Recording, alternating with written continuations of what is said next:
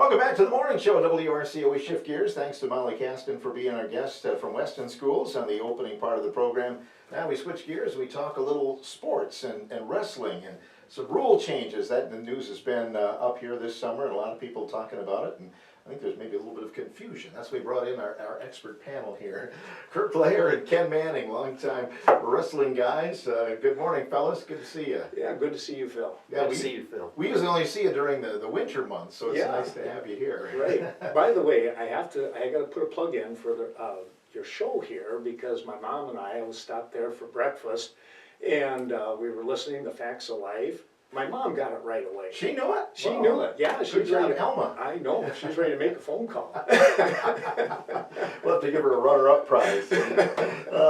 So the wrestling rule changes, Kirk, basically it kind of mirrors what the collegiate level has been doing. And a lot of the rule changes that we're going to talk about this morning, do mirror where division, we'll just call it collegiate wrestling, has been for the last couple of years.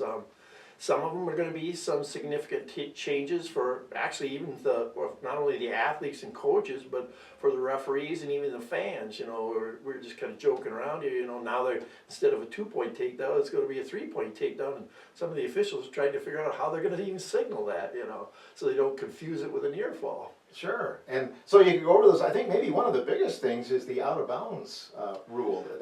People are kind of still trying to interpret that, aren't they? That's one thing. I've been out of the sport now, going to be 8 years here shortly, and that is one of the areas where the sport of wrestling, and a lot of sports do, they try to decide what is inbounds, what is outbounds, and where can you touch and where can you can't touch, And so high school wrestling has been evolving on that the last probably 10 years now, in deciding, is that knee and this, and even last year they were at the point where it was, it was 2 supporting points and it could be 1 from each athlete could be in bounds. It was considered in bounds, And then they've been the debate of what are supporting points, It's obvious when you're on your feet are your supporting points.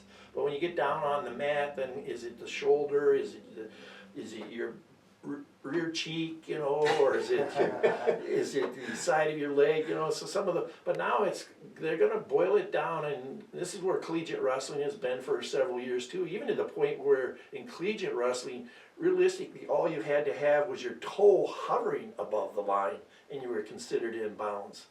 So now it's just going to be 1 point of contact in bounds. And now that comes in. I don't think they've even really decided that, and they'll probably get to a better definition that when they have their coaches clinic and their officials clinic in November. Does that mean it has to be on the mat, or does it just have to be in the cylinder? No doubt. Ken, why do you think the changes came about? Just to kind of do what the college is doing? That's what it looks like, to be honest with you, Phil. And then not only the college, of course, which is just a completely different physical type of sport in my mind, but also mirroring, coming off from the Olympics and the freestyle and the WRCO. A lot of people, and I get the Amateur Wrestling magazine, which I just really love watching, reading that and watching the little videos once in a while, things. But there's this comment in there many times of leave the sport of wrestling, the high school sport of wrestling, alone, which I'm all for. It's something unique. It's the catch as catch can. And when you have that sport with USA Wrestling, we're adopting, we've got tremendous athletes. They do pretty well. We had a tough time this year with the Olympics, but, overall, we're still a force to be reckoned with as far as world wrestling.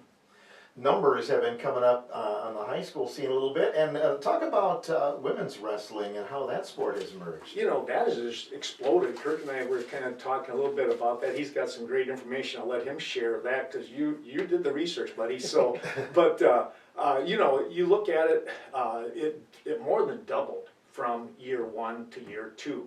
I had the chance, the privilege to go and do a taping of the very first girls state wrestling tournament, which was held at the Lacrosse Center. Shelley Keenan helped me with that, and we did a tape delayed broadcast, and that was a ton of fun. And then the next year, all of a sudden they're down at the Cole Center with twice as many athletes and that. But I'll let Kirk share some of those numbers. Well, that's what the National Federation or even the WI website, and anybody can go into those websites and look at the same information. Even though I was an official for all those years, now I go in as just a fan.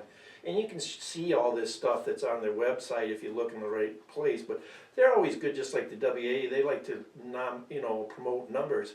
And at the end of this article here, it says in wrestling, men's wrestling was the 6th most popular sport for the men, with 259,000 participants in almost 11,000 schools. Then it also goes on to talk about the popularity of women's wrestling. 50,000 participants throughout the nation, with about 6,500 schools nationwide. So like Ken said, that it's really taken off, and like in Wisconsin, those numbers were more than double, and they anticipate this year again. And we'll leave it as we get to the end here after we talk some rules. We're going to talk about this year we're going to have women's regionals and women's sectionals. Last year we just basically had sectionals and a state tournament. Will they be at the same as the boys tournament then? Some of them are, like in Richland Center, and that's why we're going to highlight it a little bit since I'm a Booster Club member too. We're going to have an event in Richland Center on Friday night with the women's action, and then on Saturday with the men's action, super regionals. Okay, so that, and again, that draws a lot of attention to the sport, Ken. Mm-hmm. And that's what we're all about. I think when Kirk was officiating and when I was a head coach, we were always trying to do things to promote the sport. I can remember way back when I first started at Lancaster, I had a radio interview, and we weren't very good, the first year or two, and then but we could kind of see that climb coming. And after everything was done, and the announcer, the radio guy, the disc jockey, he goes, "I have never had anyone talk so much about wrestling when you guys aren't very good." And I just started laughing. I'm like, yeah, but we're coming. You gotta promote all the time. Exactly. It's all about promotion. Yeah. Yeah, you guys go back about the same era in terms of We are. your school days, right? Yeah. And Graduated the same year. I was going to say, I don't want to give your age away, but I didn't say that. Oh, we should, because that's 50 years this year. Yeah, it is. That's right. Congratulations on that. Yeah. And Ken at Ithaca, but then I wanted to kind of get into the fact that you wrestled for the Richland campus as well, didn't you? Yeah, it was kind of interesting. To 2 years, Jim Allball, Hall of Fame wrestling coach, goes all the way back, and we will age Kirk and I on this one, but we were in 7th grade together at Richland Center before folks bought the home farm there at Ithaca.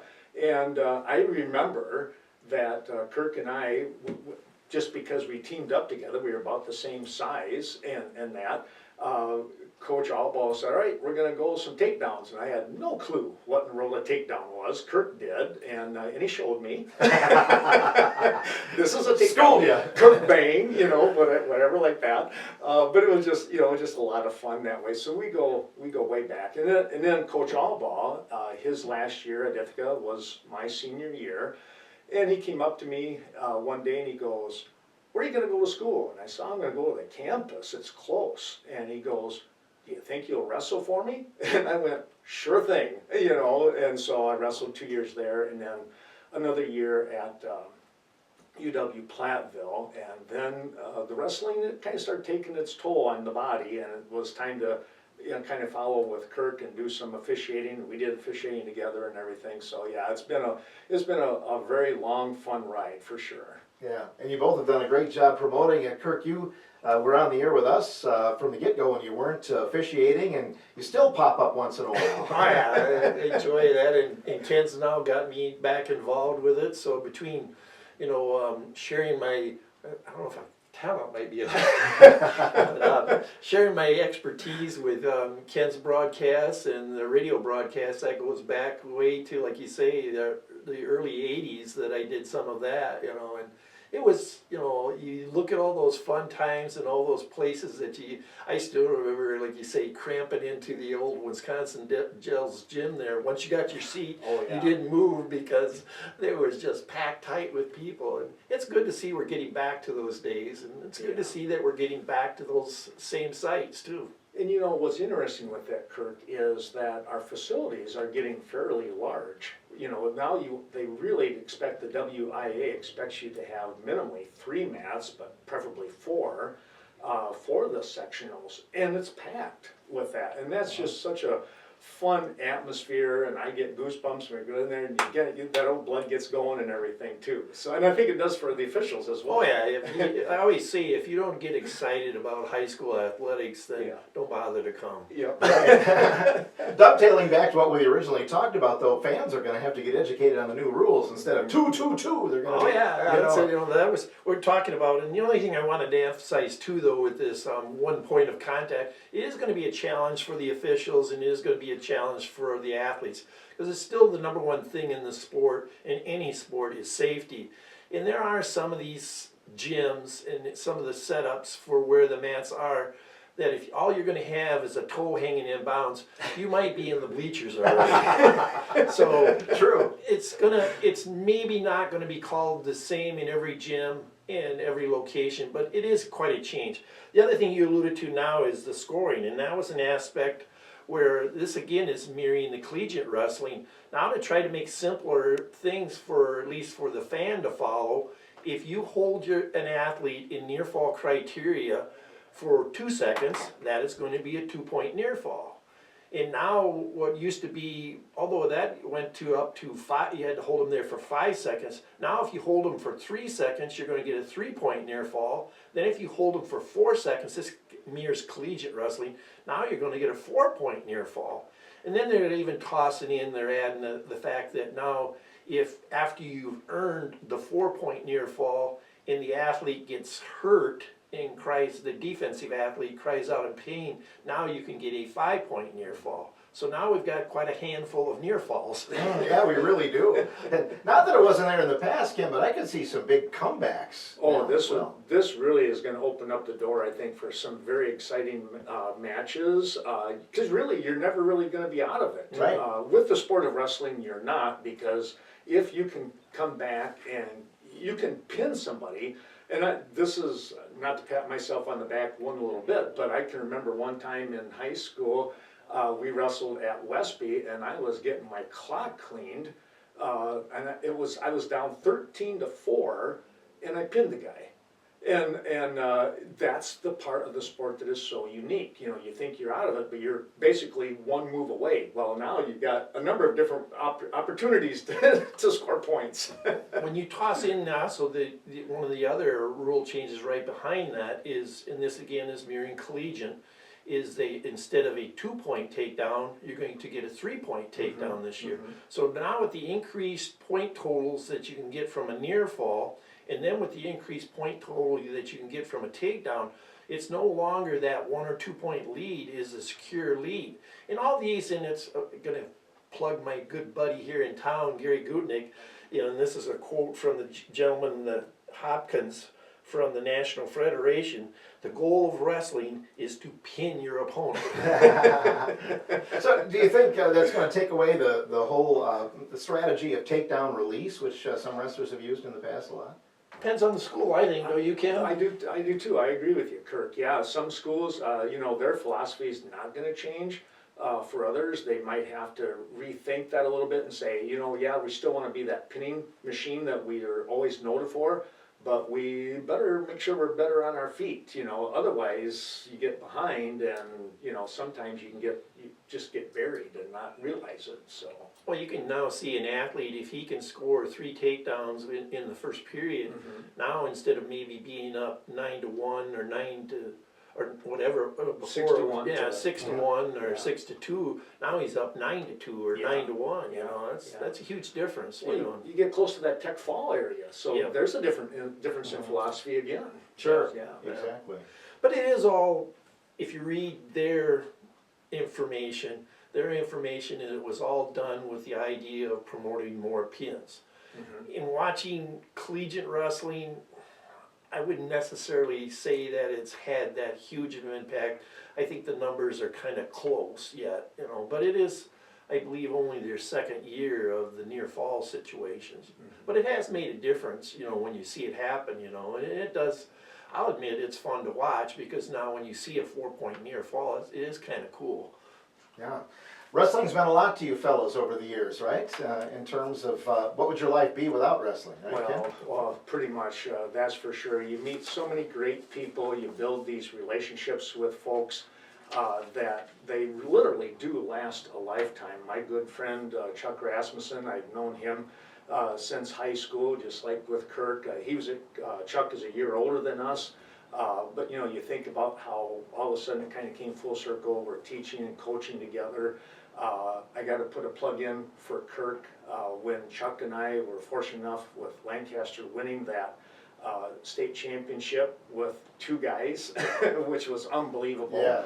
And coming off the mat with that trophy, the first person that was there to greet me was Kirk. Mr. Laird. And I will never ever forget that. It was just, we gave each other, he goes, your words were, Ken, I am so proud of you, and he gave me the biggest bear hug. I thought I was going to get slammed again, but no.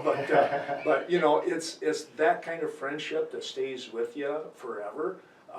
You know, and I'll see people from the northeast or northwest side of the state, or down in the Milwaukee area, and they'll say, hey, hi, how, you know, it's just unbelievable what relationships are built. So likewise, Kirk, I know you've given a lot to the sport. Not only a wrestler, but how many years were you a referee? Oh, the wrestling, it got up to almost 40, and Uh-huh. in football it was well over 25. So Right. it's Yeah. like Ken says, you know, it still fathoms both of our wives, you know, that you'll be off even on a vacation somewhere in a southern state, and you'll run into a wrestling person, you Yeah. know, and Yeah. it's cool. It's a big community, that's for sure. Yeah. But Ken, you know, certainly you don't do it for the recognition, but you kind of want to talk about that this morning. Well, yeah, you know, there's a couple things, and I have to get this out on my phone here too. You know, we have, I forgot to tell Kirk about this one, but so we have the I call it the old folks, or the old fogies, whatever you want to call it. It's retired coaches, and I happen to be the vice president of the Wisconsin George Martin Hall of Fame assistant coaches, retired coaches. There we go. I'll get it spit out. Anyways, Don Hale is the head. He's the president. I'm the vice president. Tom McGarvey is the secretary, and Mel Dow is the treasurer. We have a lot of different things that we try to do, and I get to do something that is so special here today, and I get to congratulate Kirk as one of our newest National Hall of Fame Wisconsin chapter members. All right. 25 years. How about it? I get to give him a hug. Oh, congratulations, that is awesome. Oh, now, I looked over the oh, back of my shoulder. you have some well-wishers too. Michelle and Josh and yeah, your support group. Kirk, did you have a clue that was happening? Until No, you I saw thought he this was guy? going to pimp our good friend Good Chuck deal. Rasmussen, who was getting in the Wisconsin Wrestling Hall of Fame this year. But then I happened to glance over to look at him, and I saw my son and daughter standing outside there. Whoa! Oh, my goodness. This is pretty exciting. I have to tell you, thanks to Michelle, because she was the front runner with us, getting the letters and everything done up and stuff. We kind of threw it out there. I gave it to her, and like the good halfback, she went running after it. So thank you so much for that. Jill called me one day. I was out and about, you know, saying, "Hey, where are we at with that?" And I said, "I have to talk to Michelle."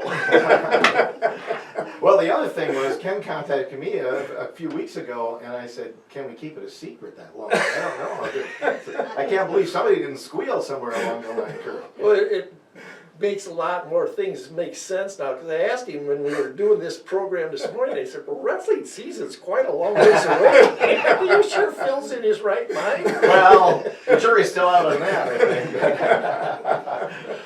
But Kirk, what does this mean? I know this is kind of a shock all of a sudden here. Well, it's always nice to be recognized by your peers, you know, and it's just one of those things that, you know, well, he just mentioned Jim Allball.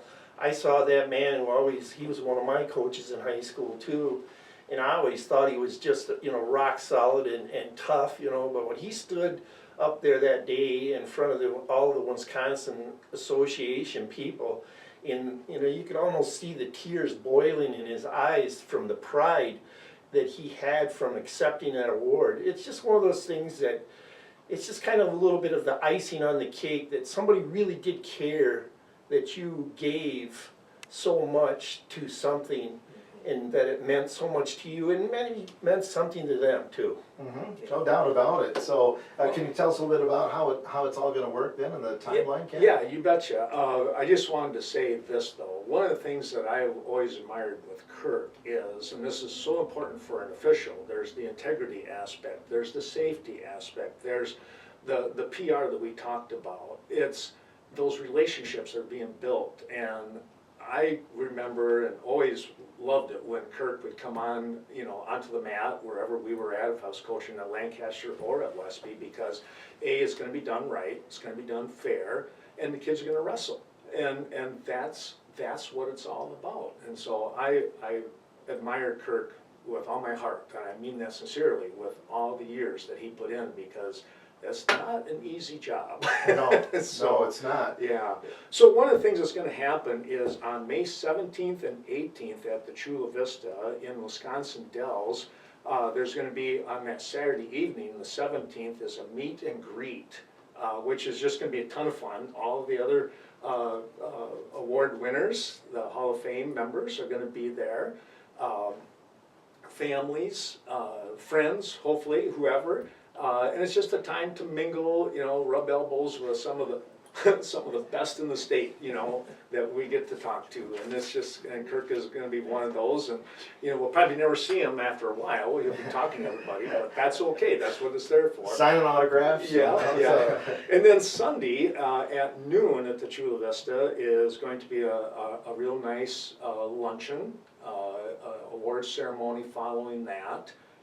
And you'll get, I don't know, we'll give him only 2 or 3 minutes, because we know he'll take 10. No, but there'll be a chance for all of those recipients to talk about their experience over the course of the years and everything. Michelle and myself and some others, now is the time for us. Now that we let the cat out of the bag, we can start going out, and we're going to look for sponsors to help support Kirk's induction into the National Wrestling Hall of Fame, the Wisconsin chapter. And I will put the plug in now to start things off, that anywhere from, if it's $25, if it's $50 or $100, we'd love to get minimally $1,000 worth of sponsorship. That's kind of the goal with things. Kirk will receive a real nice plaque. We're gonna get him a really nice jacket. It's a green jacket. I got one of those myself. It's so much. You're proud to wear that, because it is that lifetime achievement. So we've got some things that we get to get after now, I guess. In the works, yeah. When's the Kirk Layer statue going to be? I think that's down the line. Down the line. He just mentioned, he's in there, and Gary Gutnick's in there, Yeah. So we've got a lot of, and Stan Weigel, I just remember going to his ceremony not too long. Yeah. Pete Greg Jentz, Haiti, yeah. Greg Jentz, so it's a very honorable thing to get inducted in that, and the Wisconsin Association too, but it just means a lot that your peers recognize you and your fellow athletes recognize you. Yeah. No doubt about it. Yeah. Well, we wanted to maybe wrap it up here, and then we're going to say a couple words about the boosters in a Yes, moment. Phil, I just want to thank you for all the help with this. It was a devious plan that Michelle and I put up, but thank you so much for this. It's one of the things we were hoping to do was, if I could have done it any different, Kirk, it would have been to, in front of the RC wrestling tournament and let everybody know there. But this, to me, was even better. All So right. thank you so much. Like I said, he's been on the airwaves with us for a long time, so. It means a lot to announce it here. And, Yeah. like you say, between Phil and Ron and Billy. and Billy Twarning, we gotta get him in there, and Yep. Mr. Cook too, Yeah, David Wormand. And, David is, Yeah. he's Mr. Computer function now. I mean, that guy can look up anything on his computer so fast. But this means a lot, and like you say, it's one of those that you kind of chokes you up a little bit, but at the same time makes you extremely proud of your community and your surrounding family members and everybody that helped you get there. That group over there standing in the corner, they sacrificed a lot, and it was the reason I retired when I did, because I said to them, my son's first daughter was going into high school, I said, this is the time. I said, I sacrificed missing your things. I'm not going to miss their things. So I've enjoyed the last 8 years watching all my grandkids do some fantastic stuff, and it just means so much. Right. And you have one that can jump right over your head if he wants to. He's still got 1 year left, and watch out for him. And then my rower, she's getting ready to go back to school today at the University of Minnesota. She's got that big 10 medal around her neck, you know, and Wes has got an All-American award, and just so proud of all of them. You know, they just have worked so hard, and it's what you do it for. And neither one of those over there were, what you'd call an average athlete either. They both have their accolades about them. And I still remember my daughter getting to coach at the state basketball tournament with Mr. Board, and those are fun things. You just athletics and school functions. I just can't say enough about it. And that's like you say. I do want to get a plug in for the Booster Club, but and as long as we can, I transition off to that now. Go ahead. Yeah. Well, like you say, Friday night's our first football game. Coach Andy Troxel and his crew has done a nice job. They are partnering with the Booster Club on Saturday. I think they're calling it Duck Duck Drive or something like that. They're going to work at Philback Ford there. You take a test drive out, and if you sign up for that test drive, I think he's got it out on the Sports U program, you can get $20 donated to the football program, and then the football players are going to be there all day, so a chance to meet with them. The Booster Club is also going to be there, and we're going to be selling tickets to our annual duck race that usually we get the WRCO to announce that and promote it. We'll be there, yeah. And actually even call it live there. It's going to be October 4th, right after the homecoming parade in Richland Center. So we'll be selling tickets there as far as the Booster Club. I just can't say enough about the group up there at Richland Center as far as, Laura and her group, the tournaments they're bringing in. Like Ken mentioned earlier, you really have to have a facility.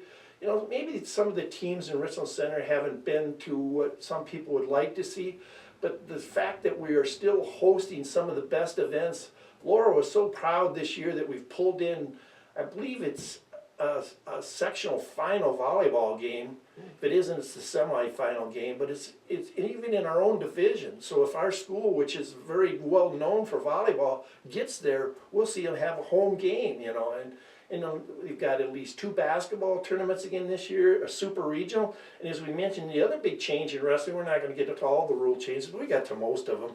The other big change in wrestling this year is we have a women's regional and a women's, we'll call it super regional, and then we're also going to have a women's sectional, and then we're going to have a women's state like we've been having the last couple of years. Last year we just had a women's sectional and then a women's state.